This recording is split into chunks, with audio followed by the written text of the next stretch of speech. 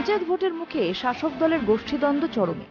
রাজ্যের প্রায় প্রতিটি জেলায় একই ছবি, সেই সঙ্গে পাল্লা দিয়ে বাড়ছে বঙ্গ রাজনীতির উত্তাপ। এবার তৃণমূল অঞ্চল সভাপতির বিরুদ্ধে বিক্ষোভ দলীয় কর্মী সমর্থকদের।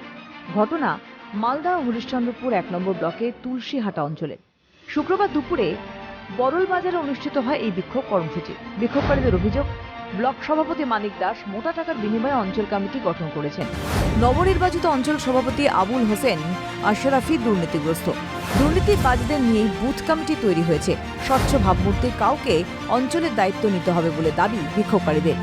বিক্ষোভ মানিক দাস বিরুদ্ধে বিক্ষোভ করছি বলতে অনেক টাকার বিনিময়ে দিয়ে বুথে টিকিট বিক্রি করছে।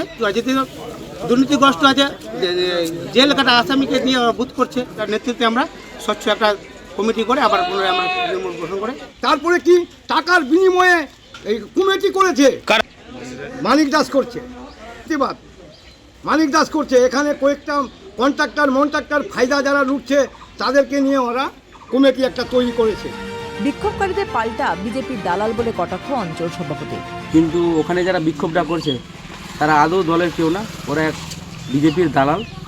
যে করাচ্ছে, যিনি চেয়ারম্যান দিল্লোজ, উনি তো নিজে বিজেপির দালাল, বিজেপির হয়ে কাজ করেছেন গত বিধানসভা ইলেকশনে। রাজ্যের যিনি বিরোধী দলের নেতা মাননীয় শুভেন্দু অধিকারী মহাশয়, ওনার সঙ্গে আমাদের চেয়ারম্যানের বহু ছবি রয়েছেন এবং সেটা ফেসবুকে ভাইরাল হয়েছে এবং সবাই জানে এটা বিধায়কের নজরেও আছে। সমস্ত অভিযোগ ভিত্তিহীন দাবি অঞ্চল চেয়ারম্যানের। আমার উপরে ওঠা অভিযোগ যেটা হচ্ছে সেটা সম্পূর্ণরূপে ভিত্তিহীন, এটা মিথ্যা, এটা চক্রান্ত। ভাগ বাটোয়ারা নিয়ে গোষ্ঠীদ্বন্দ্ব তো বিজেপি স্বাভাবিক কথা। আর এদের মধ্যে যে গোষ্ঠীদ্বন্দ্বটা দেখা দিয়েছে সেটা হচ্ছে ভাগ বটোয়ারাকে নিয়ে। এক গোষ্ঠী যদি ভাগ বটোয়ারা না পায় ঠিকমতো, যে গোষ্ঠী পাচ্ছে তার বিরুদ্ধে বিক্ষোভ দেখাচ্ছে। আসন্ন পঞ্চায়েত নির্বাচনের মুখে দলের ফাটল ক্রমেই বাড়ছে। নিজের দলের প্রতিনিধিদের উপরই কি বিশ্বাস হারাচ্ছে শাসক দল? প্রশ্ন রাজনৈতিক বিশ্লেষকদের। এখন দেখার পঞ্চায়েত ভোট বাক্সে এর প্রভাব কতটা পড়ে। মালদহ থেকে সমুখ লাহিড়ীর রিপোর্ট, ক্যালকাটা নিউজ।